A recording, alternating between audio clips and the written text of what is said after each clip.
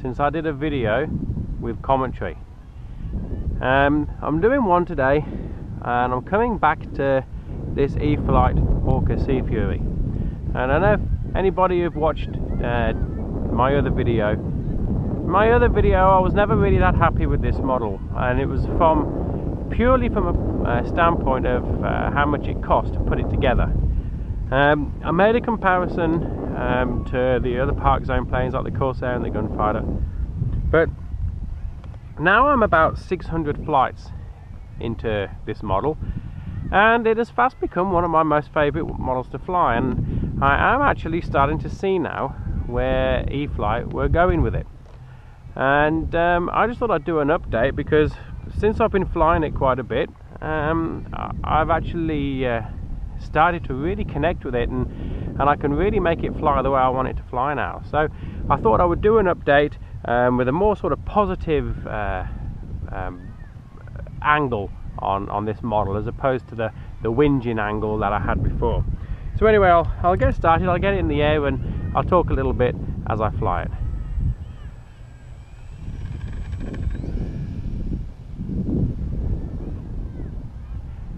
Now, I would have been happier if E-flite had given it the provision for the proper E-flite retracts. I'm not a big fan of these mechanical ones, but the thing is, the end of the day, retracts are retracts. If you during a flight, then the aircraft always is going to look better. So I suppose the means at which they actually go up doesn't really matter too much. But just being as this is the updated version of their original Seafury, and they do now have the E-flite retract options on a lot of the Park Zone and E-flite planes, I think it would have been pretty nice if they'd have given you the option to slave them in.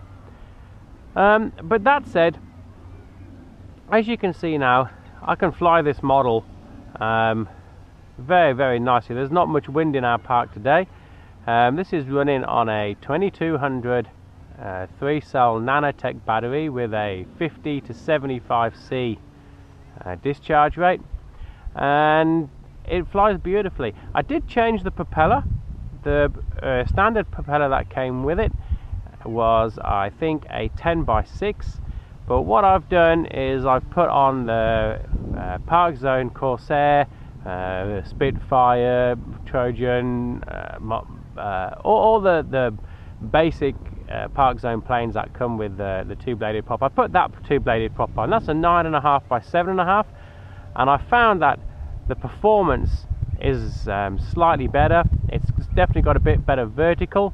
It's a little bit quicker in a straight line, but main thing is it doesn't seem to draw on the battery as much as the original one did.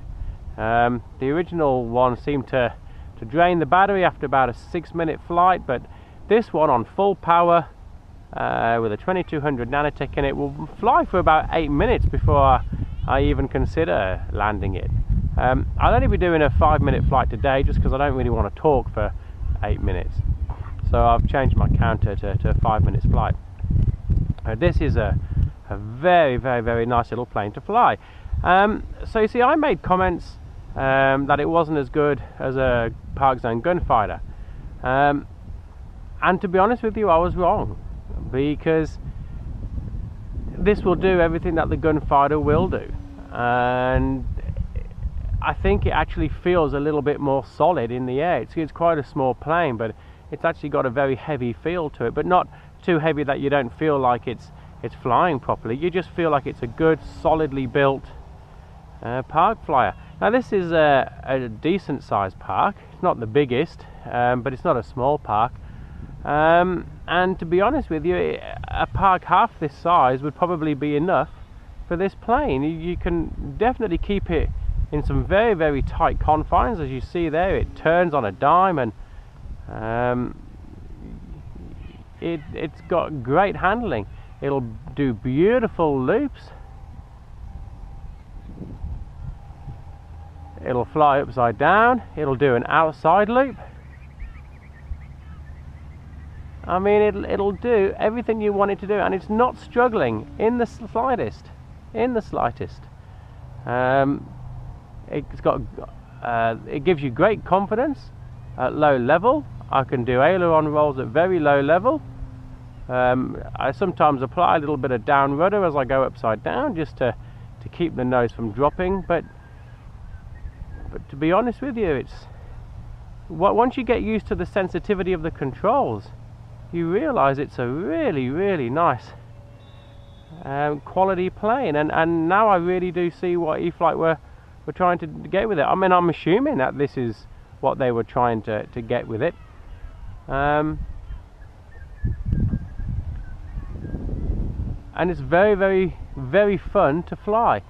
I said before that it wasn't a thrill seeker, and for its cost it probably should be. But then I compared it to to my E-flite Hurricane, which I was saying before that, for the price of buying a bind and fly with the retracts, that's how much really it cost me to put this Seafury together. And I was saying, I didn't think it was worth the cost. But the thing is, the E-flite Hurricane, I've only had probably 60 or 70 flights of it, because it's big, and if I take that to the park, then really that becomes the only plane I take to the park. And I'm not a one plane person. I bring 2 Habus that have been custom enhanced.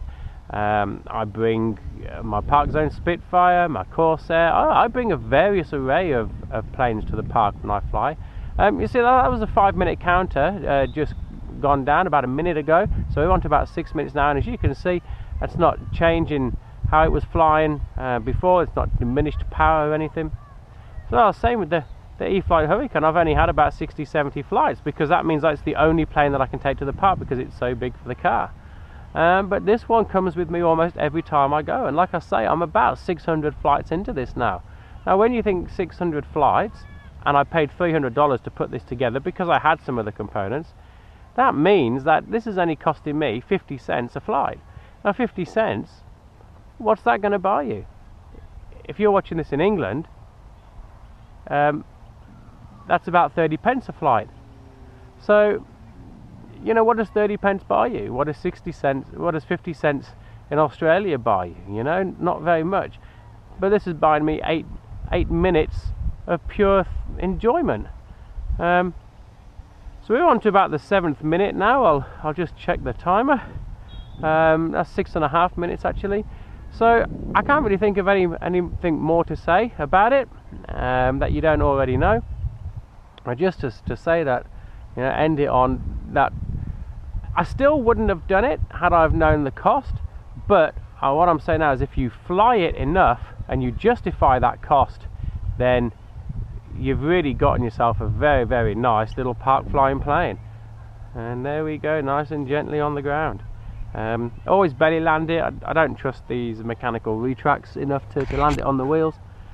But that's it. Thanks for watching, guys, and I hope that maybe I've given you more of an insight now into this model, and I think if you can build it for about $250 to $300 if you've got some spare parts, then I think you're going to be very happy with it. I mean, the cheaper you can build it, the better. It's not worth the full $500 it costs you if you buy everything from scratch, but if you've got some parts, you want to get this and you want to make a nice little park flyer, then I hope I've done something to convince you for that. Anyway, thanks for watching, guys. Take care.